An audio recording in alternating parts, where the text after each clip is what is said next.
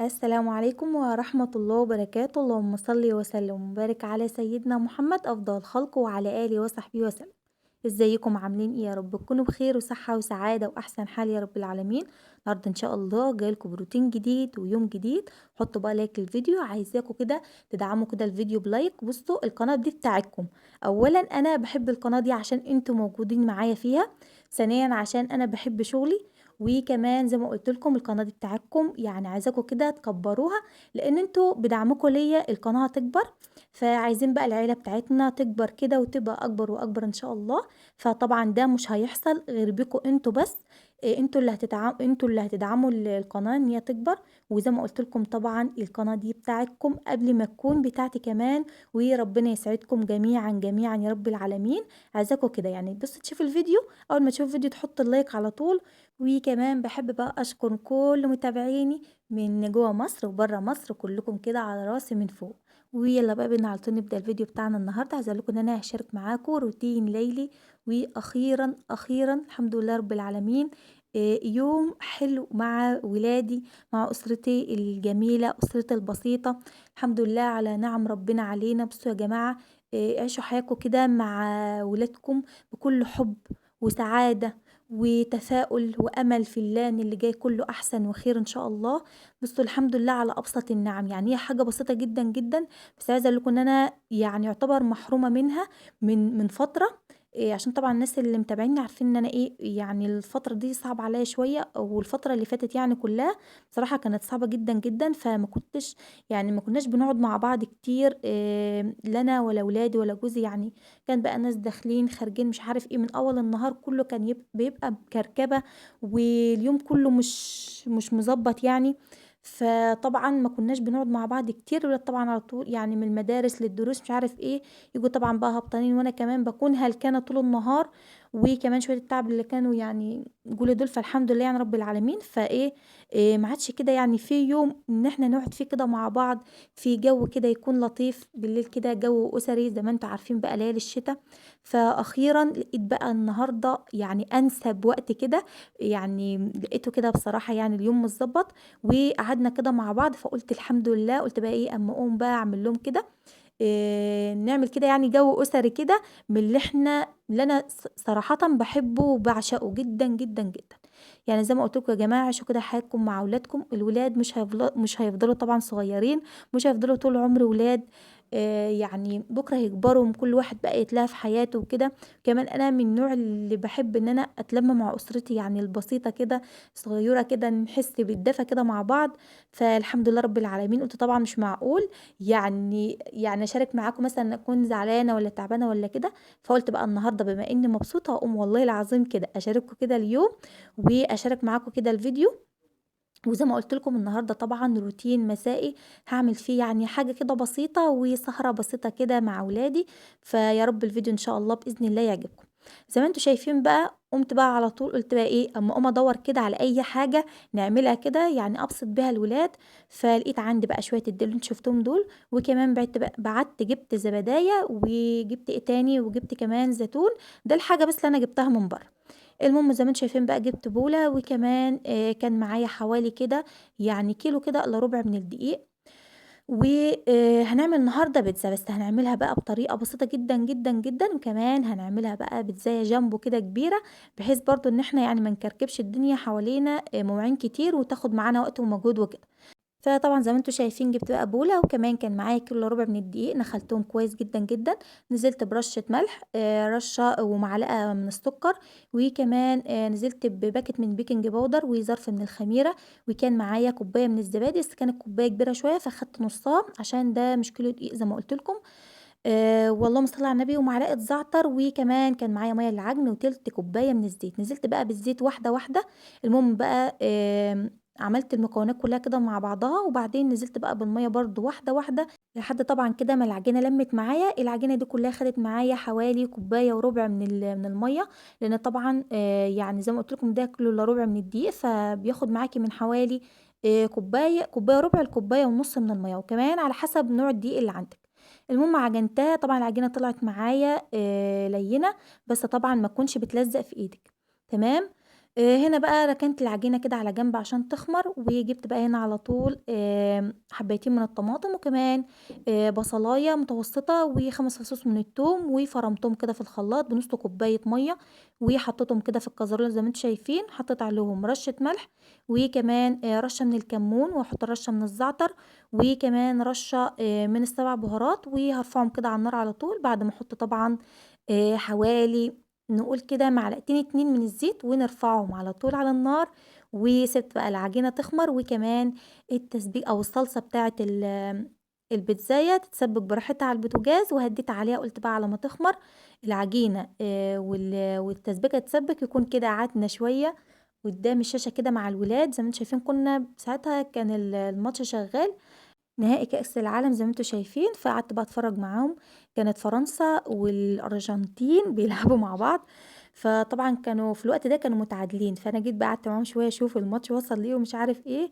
وبعدين قُلت بقى دلوقتي العجينة اختمرت، قُمت بقى على طول عشان ندخل نشوف العجينة عملت إيه، ونشوف البيتزاية بتاعتنا هتبقى شكلها إيه وكده. بُصّوا أنا في الموضوع ده كلّه ما جبتش غير من برّه غير الزبادية اللي هو يعني كوباية الزبادي وكمان ب5 جنيه زيتون، وعايزة أقول لكم يا ريتني ما جبت الزيتون، عايزة أقول لكم ده مش زيتون ده ملوحة، والله العظيم بقينا نشتاله من فوق البيتزاية كان بُصّوا حادق بطريقة مش عايزة أقول لكم، كان مملح أوي بصراحة. المهم بقى زي ما أنتم شايفين جيت بقى العجينة عندنا بُصّوا ما شاء الله حاجة كده فوق التحفة كمان. بُصّوا أهم حاجة تكون العجينة لينة عشان تطلع طبعًا معاكِ هشة كده وخفيفة وتكون البيتزاية بتاعتِك مضبوطة وزي الفل. بُصّوا هو الأمور كلّها بسيطة على فكرة ما فيش حاجة صعبة خالص، هي كلّها كيلو إلا ربع من الدقيق، نقول مقادير تاني عشان بس إيه، تبقوا واخدين بالكم معايا، كيلو إلا ربع من الدقيق، رشة ملح، رشة سكر، وكمان كيس من البيكنج باودر، ظرف من الخميرة، وتِلت كوباية من الزيت، ولو ربع كوباية زيت كمان بتمشي، وكوباية وربع من المَيّة، عجنت بيها العجينة، طلعت معايا عجينة هشة وليّنة زي ما أنتم شايفين، ولو أنتم فاكرين عملت معاكم قبل كده في الصينية دي بيتزاية كانت بكيلو دقيق، ولكن عايزة أقول لكم لأ، هو الكيلو إلا ربع من الدقيق مضبوط في الصينية جدًا، جدًا، لإن برضه يعني البيتزاية لمّا تكون يعني سمكها بسيط، يعني نقول كده حوالي نُص سنتي بتبقى أحسن بكتير لمّا تكون يعني التخانة بتاعتها أو السمك بتاعها يكون تخين شوية. المهم هنا طبعًا نزّلت بقى إيه، دهنت الصينية بدهنة زيت، وهنا طبعًا الفرن مشغّلاه عشان يسخن شوية، ونزّلت بقى العجينة زي ما أنتم شايفين، بدأت إن أنا أفردها في الصينية كلّها بحيث إن تكون الأطراف زي اللي في النُص وكده، يعني فردتها كده كلّها سُمك واحد. بقيت أضبّطها بإيدي زي ما أنتم شايفين بكَفّة إيدي، بحيث برضه يعني تكون مضبوطة، ما تكونش حتّة عالية، حتّة واطية، حتّة مثلًا تكون ما فيش فيها عجين وكده. بعد ما فردتها بُصّوا بالشوكة بقى بُصّي، وبدأت إن أنا أشكشكها زي ما أنتم شايفين كده، عشان خاطر الصلصة بقى تنزل في الخرام دي، فإيه تتغلغل كده في البيتزاية ويكون طعمها حلو أوي، تمام؟ المهم بُصّوا عايزة أقول لكم ما تصعّبيش على نفسِك الأمور، كل حاجة سهلة وبسيطة جدًا، جدًا. قُلت بقى أمّا أجيب الصينية دي كده وأعمل فيها البيتزاية مرّة واحدة بتطلع معايا مضبوطة، طبعًا لو باعملها هاعملها في 4 صواني، فقُلت بقى وعلى إيه، عشان كده تكون سهلة وبسيطة معايا وكمان ما تاخدش معايا وقت، وطبعًا زي ما قُلت لكم لو أنا باقطعها لو هاقطعها يعني على فهتيجي معايا 4 بيتزايات وحلوين كمان مش هاقول لكم متوسطين، لأ هيكونوا كمان مقاسهم حلو جدًا، جدًا، تمام؟ فطبعًا عشان أسهّل على نفسي الأمور وكمان ما اقعدش بقى إيه أوسّخ بقى مواعين والدنيا تتكركب عليَّ وكده، فقُلت يالّا هي صينية واحدة وكمان عشان نوفّر بقى في الغاز، فيعني ربنا يعيننا جميعًا يعني الله يكون في عوننا في الغلا اللي إحنا فيه ده. المهم طبعًا بقى قطّعت بقى إيه، نزلت بالصلصة زي ما أنتم شايفين، عايزة أقول لكم كانت ريحتها تحفة وجميلة جدًا، جدًا. أحلى طريقة تعملي بيها الصلصة هي الطريقة دي، إن أنتِ تفرمي البصل والثوم والطماطم في الخلاط وبعدين تحطيها في الكازرولة وشوية زيت وبهاراتها اللي هي إيه، كمون وشوية بهارات مشكّلة وشوية زعتر طبعًا ما نستغناش عنهم أبدًا، أبدًا لا في عجينة البيتزا ولا كمان في الصلصة بتاعة البيتزا، تمام؟ وشوية الملح ورفعتهم على النار لحد ما اتسبّكوا. هنا طبعًا بقى إيه، كنت مقطّعة بصل مكعبات وكمان طماطم وفلفل مكعبات، طبعًا أحلى حاجة بنحبها في البيتزا كلّها اللي هي إيه، البيتزا اللي بالخضار والجبن. تمام، نزلت بقى بالخضار كلّه زي ما أنتم شايفين وزّعته على البيتزاية كلّها، وطبعًا كان عندي الجبن موجودة عندي في الفريزر يعني، عايزة أقول لكم كنت جايبة كيلو من فترة كبيرة جدًا، جدًا، حلوين في البيت صراحة الحاجة في البيت بتبقى بركة، وأول ما بتحتاجيها بتلاقيها تحت إيدِك على طول، كمان أنا باستخدم الجبنة اللي هي الحمض حلوة أوي. طبعًا معايا جبنة اللي هي الميكس وكمان موتزاريلا، فوزّعت بقى كمية حلوة كده على وش البيتزاية، عشان خاطر برضه يعني إيه تكون كده بتبُظ وتلُظ ويكون طعمها حلو أوي، تمام. طبعًا عندي بقى الفرن مشغّلاه على درجة حرارة 220 يعني أعلى حاجة عندِك عشان خاطر البيتزاية ما ت إيه، ما تنشفش منِّك في قلب الفرن. طبعًا بتولّعي بس من تحت ما تولّعيش من فوق خالص غير في الآخر كده لو لقيتيها ما خدتش منِّك وِش حلو كده أو خدت تحميرة حلوة، فعلى طول ولّعي الشواية من فوق، لو خدت وِش حلو فتمام أوي كده. طبعًا كلّها كده على بعضها مش هتقعد معايا حوالي تِلت ساعة في الفرن. بُصّوا أنا كنت نسيت الزيتون، فخرجت بقى كده تاني قاعدة أقول لنفسي يا عبيطة، يا عبيطة نسيتِ الزيتون. بُصّي يا ريتني ما حطيته أساسًا، قُلت يا ريتني كنت نسيته أحسن. زي ما باقول لكم ده ما كانش زيتون ده كان ملوحة. بُصّوا أبو خالد قعد يقول لي: "قومي قطّعي شوية زيتون من اللي أنتِ مخلّلاه طعمه حلو." فأنا قُلت له: "لأ سيبه ناكله كده وهنبعت نجيب ب5 جنيه زيتون ونمشّي أمورنا وخلاص." تمام، فيا ريتني سمعت كلامه، هو ده بقى اللي ما يسمعش كلام بابا. هنا طبعًا بقى قُلت إيه، أروّق بقى الحوض، ما فيش عندي مواعين كتير يعني، بس قُلت إيه، أروّق كده وأضبّط الدنيا، عشان أنا النهارده بُصّوا يعني هاحُط لهم كمان البيتزاية في قلب الصينية، مش ما عُدتش هاعِك مواعين خلاص، عايزة كده أنام والحوض كده يكون نضيف، فبعد كده أمّا نتعشى إن شاء الله ونخلّص بقى البيتزاية كده، عايزة أقول لكم بسم الله ما شاء الله يعني اتنسفت من جمالها اتنسفت كده. فبألف هنا يا رب. بُصّوا أسعد يوم عندي باحبه إن أنا أكون قاعدة في وسط عيلتي كده، بُصّوا يعني باكون سعيدة جدًا، جدًا بالموضوع ده، طبعًا كلنا كده مش أنا بس يعني. المهم هاحط بقى البيتزاية زي ما هي كده عشان خاطر إيه ما أوسّخش مواعين وكده، أو بعد ما نتعشى هاقوم بقى حاطة في صينية شوية مَيّة، لمّا تفُك الصبح بقى إيه أقوم غاسلاها وأنا بامشّي الولاد كده، وأنا باعمل يعني الفطار عشان المدرسة وكده إن شاء الله، فاقوم بقى إيه غاسلة الصينية بإذن الله يعني، تكون بقى فكِّت عشان أقدر إن أنا أدعكها دعكة حلوة كده. أنا طبعًا قُلت بقى إيه أمّا أشطّب بقى الحوض وألمّعه كده وننام كده فريش بُصّوا، ننام كده يعني حاجة تفتح النِفس كده، نقوم الصبح تلاقي الدنيا كده تفتح النِفس. بُصّوا أحلى حاجة، أحلى حاجة إن أنتِ تنامي وتشطّبي بقى إيه الحوض بتاعِك كده وتسيبيه كده بيلمع كده برُبرُق.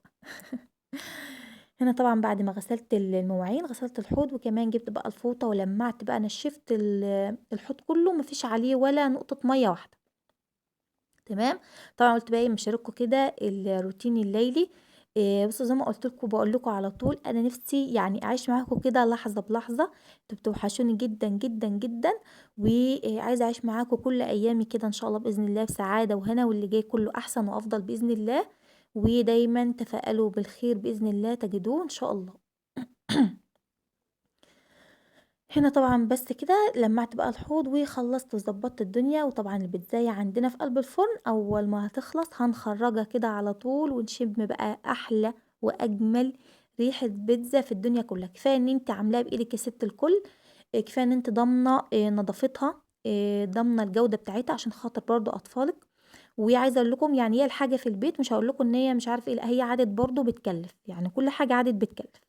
بس عايزة أقول لكم يعني كلّفي في بيتِك والله العظيم أرحم ما تشتريها من برّه، ليه بقى؟ هتاكلي وهتشبعي أنتِ وولادِك، وكمان مش هتحسّي إن أنتِ يعني إيه، كلّفتِ فلوس كتير أوي، إنّما لو بتجيبي البيتزاية تجيبيها قد كده من برّه، وكمان هتقومي أنتِ وولادِك جعانين، وزي ما قُلت لكم كفاية إن أنتِ ضامنة الجودة بتاعتها، وضامنة نضافتها عشان خاطر صحتِك طبعًا وصحة أطفالِك وكده، تمام؟ طبعًا إحنا بقى ستات شاطرين عايزين بقى إيه نوفّر كده وندبّر ونشغّل دماغنا شوية. بُصّوا عايزة أقول لكم أنا كنت تعبانة الولاد راحوا جابوا يعني إيه ب20 جنيه قُرَص من برّه، قُلت لهم يمين بعظيم ما عادت قُرَص من برّه من برّه تدخل لنا البيت، يعني شوية قد كده ب20 جنيه ليه؟ حرام والله العظيم. فقُلت لأ أجيب أنا وأعمل في البيت أحسن. تمام، هنا طبعًا كنت عايزة بقى إيه، أحطها على الصينية كده بحالها بس إيه، لأ هي لسه سخنة، فصراحةً ما قدرتش أتحكم فيها لإن هي ما شاء الله، ما شاء الله حجمها كبير زي ما أنتم شايفين، وكمان كانت ريحتها تحفة، تحفة، تحفة. بألف هنا يا رب، بألف هنا على قلوبهم، أسعد يوم عندي يا رب كده أعيش العمر كله وأقدر أسعدهم على قد ما أقدر. آمين يا رب العالمين، ربنا يسعدكم بأطفالكم وأولادكم يا رب، ربنا يقر عينكم بأولادكم. ويجعل كده السعادة تحت إيديكم ورجليكم بإذن الله. ربنا يسعدنا ويسعدكم جميعًا ويبعد عنكم كل شر، قولوا آمين. هنا بقى زي ما أنتم شايفين جبت بقى إيه القطّاعة بتاعة البيتزا وقطّعتها كلّها بحيث بقى إيه إن إحنا نقعد يعني تبقى القطعة بقطعتها كده، تمام؟ وزي ما قُلت لكم بالصينية بتاعتها يمين بعظيم ما عُدت موسّخة أي حاجة خالص. هي بالصينية زي ما هي كده، خلاص بقى إحنا عُدنا عيلة واحدة، ما عادش بقى في تكاليف ولا الكلام ده كلّه، لأ هي بالصينية، مش هاخبّي عليكم يعني. بس كده شايفين بقى بتبُظ وبتلُظ، بُصّوا طعمها الجبنة بتاعتها كتيرة كده، بُصّوا الجبنة الحمد لله بصراحة حلوة أوي، أوي، أوي. أنا كنت جايبة ال2 كيلو دول يعني كنت جايبة كيلو ماكس واللي هو الكيلو موتزاريلا من حوالي 6 شهور، بس أنا طبعًا باحطه في الفريزر، فبيقعد معايا بقى كده فترة، تمام. لأ كده ما خلصناش، باقول لكم لأ هو كده خلاص الدلع خلص، لأ لسه كمان هادلّعهم. طبعًا بعدت بقى جبت اللي هو الإيه الكاتشب، بُصّوا كنت هاقول لكم كابتشينو أقسم بالله. بعدت جبت الكاتشب زي ما أنتم شايفين، وكمان عندنا بقى اللي هو إيه فيروز، عايزة أقول لكم إنه العشق يا سادة، باموت أنا في الفيروز دي، باحبها جدًا، جدًا عن الشيبسي كمان، باموت فيها. بُصّوا عايزة أقول لكم والله العظيم إحنا جالنا كنز كتير وقليل، طبعًا عشان تعب أبو خالد وكده يعني، فكان بييجي لنا ناس كتير، فكان بقى بُصّوا عايزة أقول لكم عربيات كده كنز، فأول مرّة، أول مرّة يعني إيه هاشرب حاجة يعني، ما كانش في نِفْس صراحةً إن أنا أشرب حاجة وكده يعني، ملبوخة، كنت ملبوخة بُصّوا، يعني ما كانش عندي وقت أساسًا أبُص لنَفْسي في المراية، الحمد لله، الحمد لله على اللي ربنا يجيبه. طبعًا هنا خلاص خرجت بقى أخدتها، أسعد لحظة عندي، شايفين الواد حمودة؟ دايمًا باقول له حضنك حلو أوي يا محمد. فطبعًا كان مبسوط أوي، طبعًا أنا ده اللي أنا عايزة أوصل له أساسًا إن أنا أكون يعني باسعد ولادي على قد ما أقدر. هنا طبعًا أكون شاركتكم بروتيني الليلي مع أسرتي طبعًا الجميلة زي ما قُلت لكم، وحاجة بسيطة كده والفيديو النهارده بسيط جدًا، جدًا، وأتمنى طبعًا يكون عجبكم، وبكده نكون وصلنا لنهاية الفيديو، ويالّا بقى عشان الولاد جعانين أوي، أوي، فأشوفكم على خير، استنوا إن شاء الله في فيديو جديد، مع السلامة.